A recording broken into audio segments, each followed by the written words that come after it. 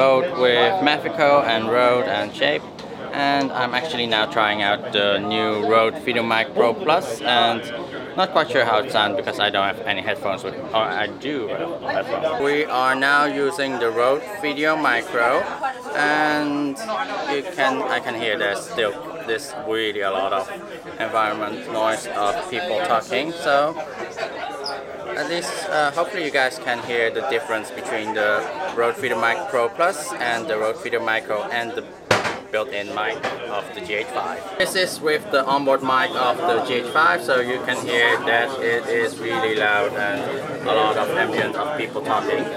So what I really like about the new Rode Videomic Pro, it is quite bigger than the older versions, but I do like that it has this USB port. So you can actually recharge this internal battery of this microphone, and it's also they improved the door of the microphone, so it's now quite easy to open and close it.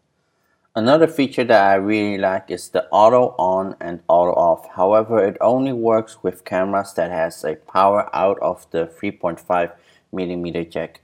While with certain cameras like a camcorder, and especially with Canon cinema cameras, so I have a Canon C100 and it doesn't have like a power output from the 3.5mm jack. When I turn on my C100, the camera will turn on.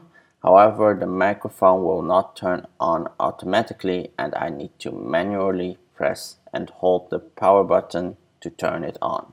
The one with a keen eye might have seen that I switched the cable of the Rode Videomic Pro Plus with two different cables.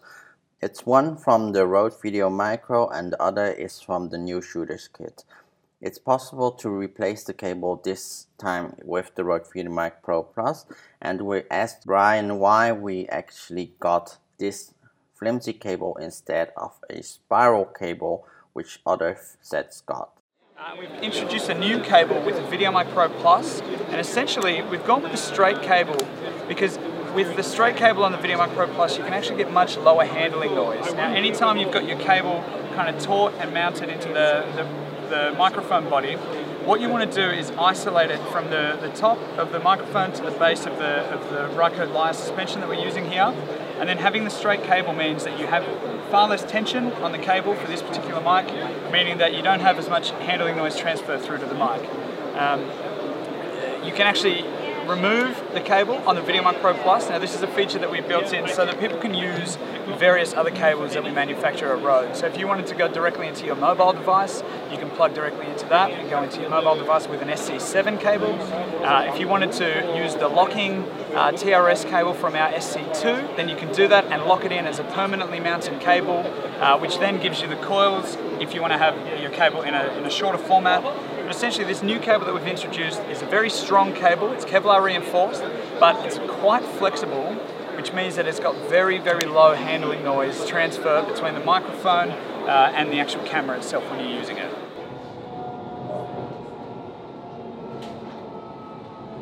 First of all, I have to thank Mafico and Rode for getting me the Rode Videomic Pro Plus, because I was tracking one down in Hong Kong, but most of the shops didn't have one. And yeah, at IBC they gave me one to test out and for me to see how it works. And I've listened to the sound yesterday and it works quite well, even though like IBC is quite busy. With the settings on like 150 for the high pass filter or low pass filter, and with the audio on -10, it actually captures the audio of my voice quite well without getting too much of the background noise.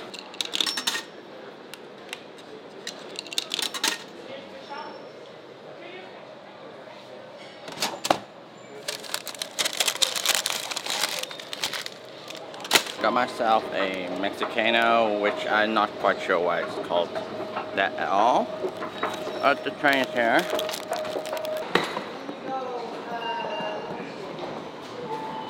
Arrived at Amsterdam I, so going into IBC.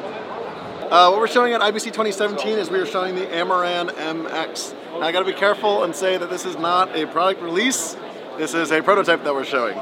You can hear that the sound of it's cancelling the background noise of people standing behind or standing close by, that it is not picking them up, but is picking up the person that you're aiming the microphone at. And it's a really good microphone for people in such situations. So for a lot of run and gun filmmakers who are going to do a quick interview on the spot, it's a great microphone to use, especially at conventions like IBC or CP+. Especially at CP+, I noticed with the Rode Videomic Pro, it was picking up a lot of environment noise, and I had to switch over to the Rode Videomic Pro to get better audio. But it's also a great microphone for vloggers, especially when you're vlogging, you don't see the back of the microphone and you don't know if it's turned on or off. Especially with the older version, it's quite easy to forget to turn on your microphone.